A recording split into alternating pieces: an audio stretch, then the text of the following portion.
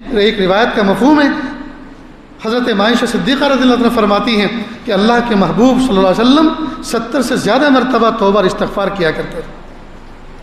اور سوال یہ پیدا ہوتا ہے، جب اتنا بڑا گنہگار بندہ کہ نیچے زمین اوپر آسمان اس خلے کو گناہوں سے بھر دے اور وہ کہے اللہ میری توبہ مجھے معاف کر دیجئے، ایک بار میں اللہ معاف کر دیتے ہیں، تو محبوب صلی اللہ علیہ وسلم 70 مرتبہ اس سے بھی زیادہ مرتبہ توبہ استغفار کرتے تھے، تو اس کا کیا مطلب؟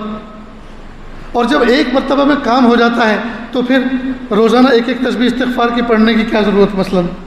تو ایک بات اچھی طرح سمجھ لیں، توبہ اور استغفار کا اصول یہ ہے، جب کوئی بندہ گناہ کے مقابلے میں توبہ استغفار کرتا ہے تو اللہ تعالیٰ ان گناہوں کو معاف کرتے ہیں، اور جب توبہ اور استغفار بندہ کرتا ہے سامنے گناہ نہیں ہے تو اللہ تعالیٰ درجات کو بلند کرتے ہیں۔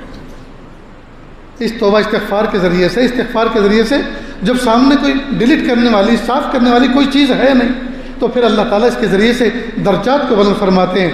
تو درجات کو بلند کرنے کی ضرورت ہے کہ نہیں؟ لہذا کنسیپٹ کلیئر ہو جانا چاہیے۔